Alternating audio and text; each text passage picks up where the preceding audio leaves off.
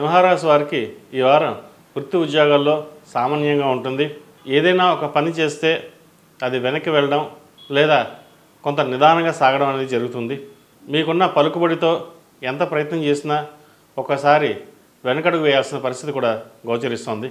అయితే వృత్తి ఉద్యోగాలలో కొంతవరకు నిదానంగా ఉండి ముందుకు వెళ్ళడం అనేది చెప్పదగిన విషయం. అలాగే వ్యాపార పరంగా కొన్ని నిర్ణయాలు తీసుకోవాలి. భాగస్వామ్య వ్యాపారం కావచ్చు లేదా మీ సొంత వ్యాపారం కావచ్చు, కొంత నిదానంగా సాగుతుంది. పెట్టిన పెట్టుబడికి వచ్చిన లాభాలకి వ్యత్యాసం ఎంత ఉంటుంది. అయితే స్థిరంగా నిలబడి వాటిని వృద్ధి చేసుకునే బాధ్యత మీద దృష్టి సారించండి. మంచి ఫలితాలు సాధించగలుగుతారు. ఈ వారం వ్యాపార పరంగా మధ్యస్థ ఫలితాలు గోచరిస్తున్నాయి. కాబట్టి ఎటువంటి ఆటంకాలు లేకుండా వ్యాపారం మీద దృష్టి పెట్టినట్లయితే భవిష్యత్తు వరకు బాగుంటుంది. ఈ రాశిలో జన్మించిన స్త్రీలకు వృత్తి ఉద్యోగాల పరంగా వ్యాపార పరంగా చిన్న చిన్న ఇబ్బందులు ఏవైనా ఉన్నాయో అవి తొలగిపోతాయి. అవి చిన్న సమస్య ఉన్నా కూడా అవి తట్టుకుని ముందుకు వెళ్తారు. దాని ద్వారా మంచి ఫలితాలు సాధిస్తారు. అయితే వ్యాపార పరంగా కావచ్చు వృత్తి ఉద్యోగాల పరంగా కావచ్చు ఈ వారం మీకు బాగున్న సంపాదన విషయంలో ధనం ఖర్చు చేసే విషయంలో కొన్ని జాగ్రత్తలు తీసుకోవాలి. రూపాయి వచ్చింది ₹2 ఖర్చు ఉంటుంది. అది ఎలా వస్తుందో ఎలా వెళ్తుందో కూడా తెలియదు. అదొకటి. ఇంకోటి స్నేహితులే కదా అని ధనాన్ని అప్పుగా ఇవ్వడం, అది మీకు రాకపోవడం, ఈ సమయంలో మీరు అడిగితే అది విరోధం కావడం కూడా జరుగుతుంది. షూరిటీ విషయంలో ధనం ఇచ్చేటప్పుడు పుచ్చుకునేటప్పుడు కొన్ని విషయాలు జాగ్రత్త వహించడం చెప్పదగినది. దాని ద్వారా బంధువర్గంలో కూడా విరోధులయ్యే అవకాశం గోచరిస్తుంది. మీరు మంచికి వెళ్తారు కానీ అక్కడ చెడు జరుగుతుంది.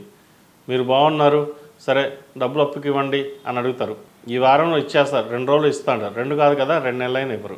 కాబట్టి ధనం విషయంలోనే కొన్ని జాగ్రత్తలు ఉన్నది. ఏదైనా గొడవలు వచ్చినా ధనం విషయంలోనే గొడవ వస్తుంది. అలాగే ఆరోగ్య విషయంలో కూడా చిన్న చిన్న ఇబ్బందులు ఉన్నాయి. వాటిని జాగ్రత్త తీసుకోవాల్సిన పరిస్థితి గోచరిస్తుంది. అలాగే శుభకార్యాల విషయంలో మంచి పేరు ప్రఖ్యాతలు వస్తాయి. మంచి వివాహ సంబంధం చూడగలుగుతారు. పెళ్లి సంబంధం చేయాలనుకుంటారు, సంబంధం కుదురుతుంది. అయితే సంబంధానికి కొంచెం ధనం విషయంలో కొంచెం ఇబ్బందులు ఉంటాయి. అవి జాగ్రత్త తీసుకోండి.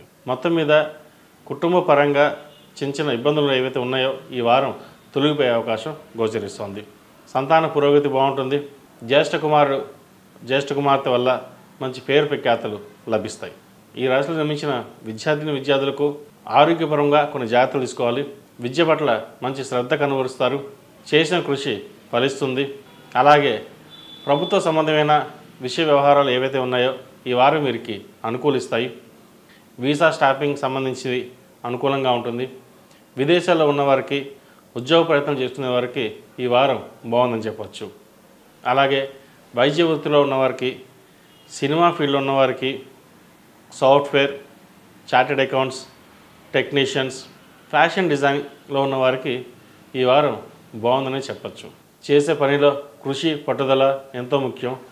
అది ఉపయోగించుకోండి, మంచి ఫలితాలు సాధించగలుగుతారు.